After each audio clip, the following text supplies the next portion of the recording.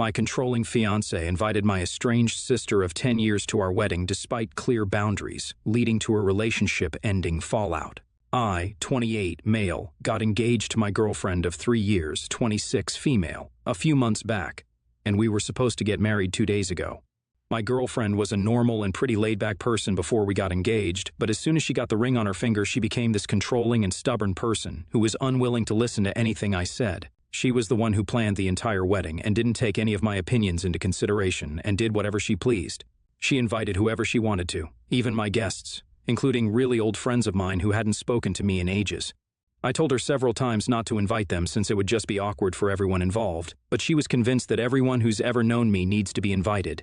So eventually I just gave up trying and let her do whatever she wanted, and just hoped that this new side of hers would go back into hiding once we got married. She'd always had control issues even before I met her. That's what my friend told me, who was the one who introduced me to her.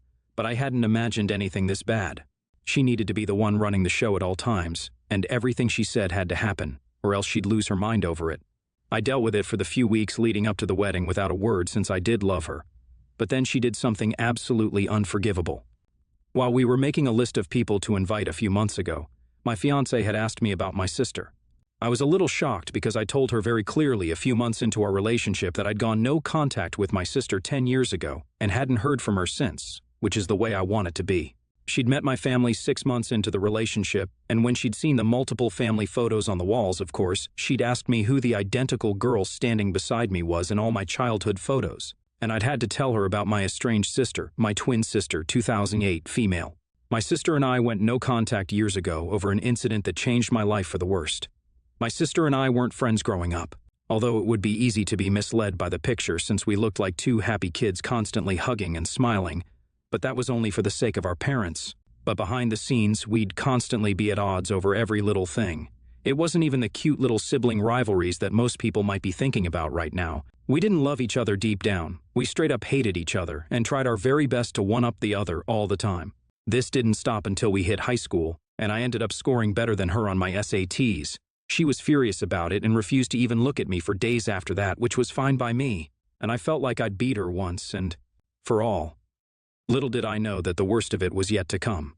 A few weeks later, it was time to see what colleges we'd been accepted into. Both my sister and I were straight-A students, so we expected to be accepted into all the colleges that we applied to. My first choice was Yale, and hers was Princeton. I hadn't even considered applying to Princeton simply because I thought that if she'd be there, I would not want to end up at the same place. But my friends had convinced me to apply at the very last minute since I couldn't base decisions about my future on something as petty as whether my sister would be going to the same place. And it was about time that we let go of this silly rivalry. So I'd applied anyway. I'd made a huge deal of not applying to Princeton and had even rubbed it in her face at dinners. So when I changed my mind and did end up applying, I stayed quiet about it because it'd be pretty embarrassing to go back on my word after I'd been so dramatic about the whole thing. And to make matters worse, even my sister had said that she hadn't applied to Yale for similar reasons, probably to get back at me, but I don't suppose she'd gone back on her word. Anyway, eventually, I ended up getting accepted into both, and while my sister did get accepted into Columbia, she didn't get accepted into Princeton. It was a huge blow for her since she talked about nothing apart from going to Princeton ever since senior year started, and I could tell that it was only going to get worse once she found out that I'd been accepted. And as it turned out, I was right. I planned on keeping my acceptance to Princeton a secret because it wasn't like I was going to go and my sister didn't need to know. I wasn't scared of offending her, but I just didn't want any extra drama before I left for college. But I guess my parents had found out about it somehow. They'd probably gone through our mail. Anyway, my mom decided to throw us both a surprise party that very afternoon, with the names of all the colleges written in frosting on our cakes. I didn't know anything about it. If I had, maybe I would have done something to prevent it. As soon as my sister saw Princeton on my cake, she scoffed and said that I hadn't even applied. But I think she must have guessed from my face what the truth was. She began screaming in my face about how I'd ruined her life and stolen her future from her, while I tried to explain that I had no idea that she wouldn't get accepted and didn't mean to do this to her. But of course, given our history of competition and rivalry, that was sort of hard to believe, even though I truly did feel bad about what had happened. After a while, she finally seemed to run out of steam and stormed out of the house in tears. I sat in the living room while my parents told me how sick they were of our constant fighting, and that both of us had some serious growing up to do. I couldn't blame them either because they try their very best to mend things.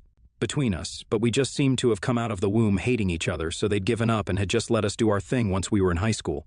I decided to take my parents' advice so that my sister and I could at least be civil to each other, so 15 minutes after she left, I went out to talk to her. Most of our guests had left after my sister's outburst, and it was pretty dark as well outside.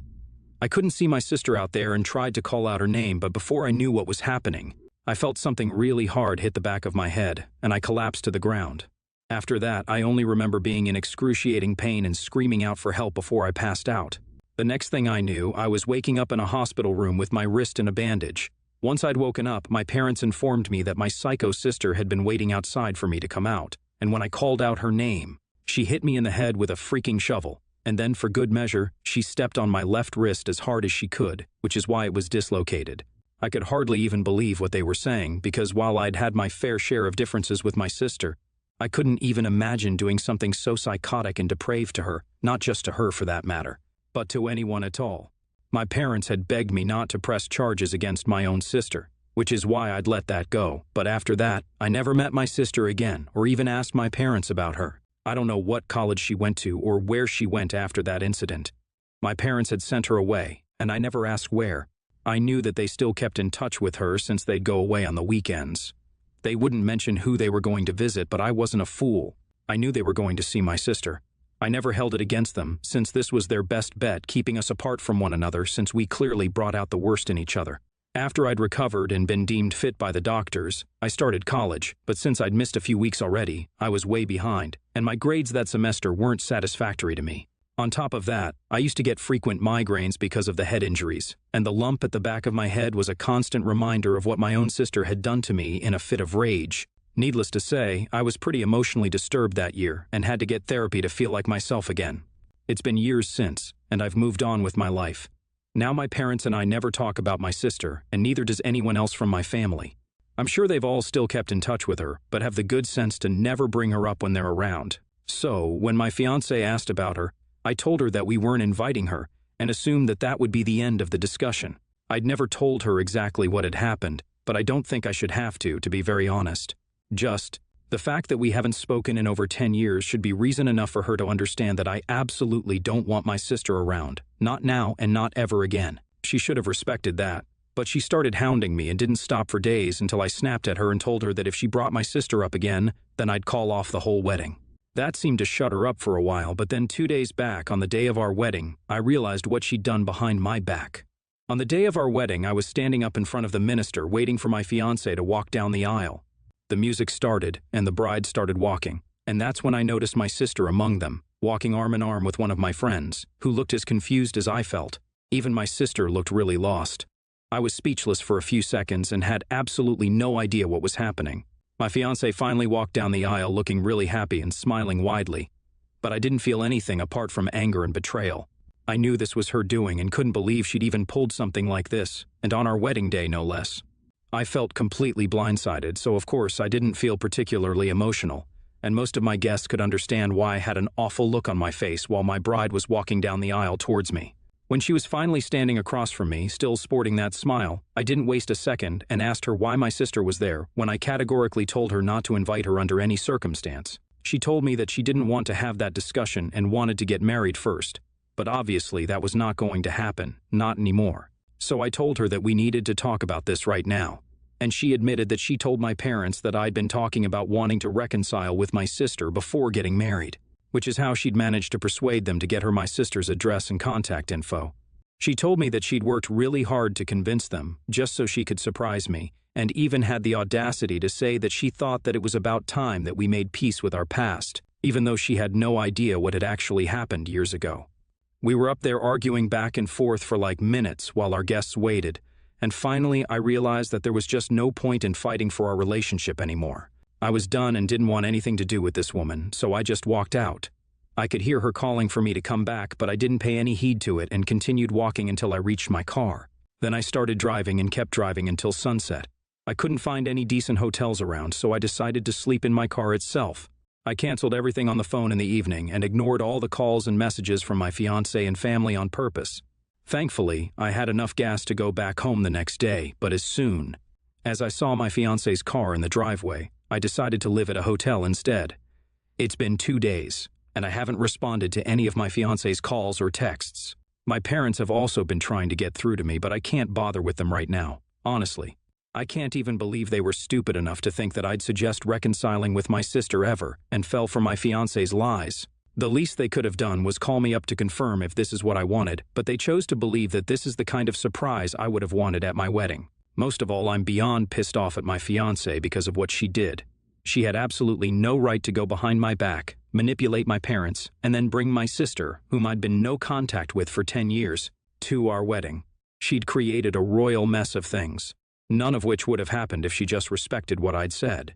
A few hours ago, she sent me a really long text about how she'd only found out what had really happened all those years ago from my parents yesterday after I walked out of the wedding. She apologized for blindsiding me and agreed that she should have listened to me when I said I didn't want my sister at our wedding. She also mentioned that my parents and friends were livid that she'd done something of this sort, and she'd received an earful from all of them. But she also added that she thought that I should have mentioned the specifics of my great fallout with my sister, and should have mentioned the exact reason why I didn't speak to her anymore, so that she wouldn't have invited her. I don't agree with that in the least. Yeah, maybe that would have helped, but I shouldn't have to spell out everything for her. It was a painful memory for me, and I don't like talking about it. Besides, she should have just believed me when I told her that I didn't want my sister anywhere near me. Nobody just cuts off their sister for 10 years without a valid reason, and she should have known that it was a horrible time for me, and maybe sometime in the future I would have told her, but until then, she could have just taken my word for it.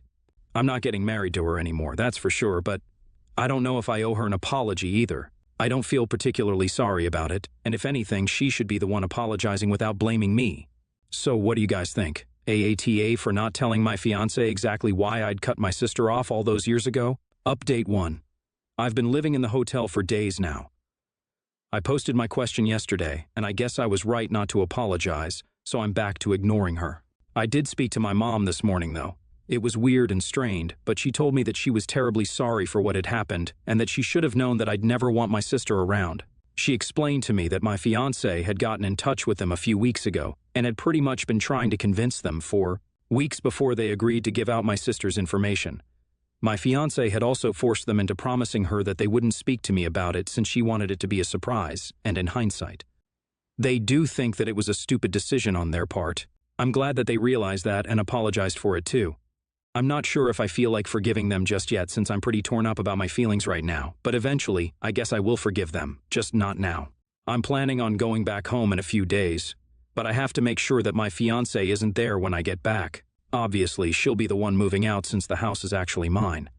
I'll give her enough time to pack up and move out, which is more than what she deserves anyway. This relationship is definitely over now, and I'm honestly just relieved.